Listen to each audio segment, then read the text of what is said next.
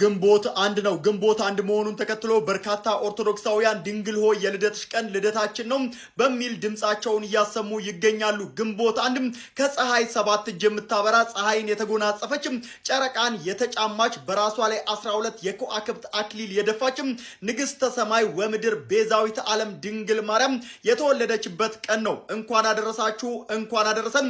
ኮመንት ላይ እንኳን አደረሳችሁ ተባባሉ። መላው ኦርቶዶክሳውያን ታዲያ ዮም ፍስሐ ከሆነ በእንተ ልደታ ለማርያም ልደትሽ ልደታችን ነው ቤዛዊት ዓለም ሲሉ ይህንን በዓል በድምቀት ያከብሩታል። ነገንም በጉጉት እየጠበቁት ይገኛሉ። በኢትዮጵያ ኦርቶዶክስ ተዋሕዶ ቤተክርስቲያን ስርዓት መሰረት የእመቤታችን የቅድስት ድንግል ማርያም ልደት ግንቦት አንድ መከበሩን ተከትሎ ታዲያ በሁሉም አድባራት ምዕመናን ለአባ ሕርያቆስ፣ ለቅዱስ ኤፍሬም፣ ለቅዱስ ያሬድ፣ ለአባ ጊዮርጊስ ዘጋስጫ የተለመነች እመቤታችን ለእኛንም በበረከትና በረድኤት ትጎብኘን ከልጇ ከወዳጇ ከመድኃኔዓለም ዘንድ ታማልደን ሲሉ ምስጋናን ያቀርባሉ።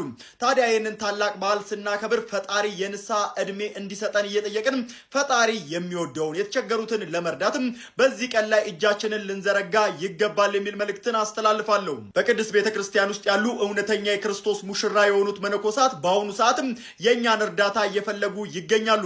በሙታንሳ የማር ቅዱስ ሚካኤል አንድነት ገዳም ውስጥ ያሉ መነኮሳትም ዛሬም ከወቅቱ ጋር በሚፈራረቅ ድርቅና ረሃብ፣ ዝናብና ጎርፍ እየተፈተኑ የሚገኙ ሲሆን በእናንተ ደጋጎች እርዳታ የእናቶች በዓትን ሰርተን አጠናቀናል። የአባቶች ማረፊያ ይቀረናልና አሁንም አለው ብለን እጃችንን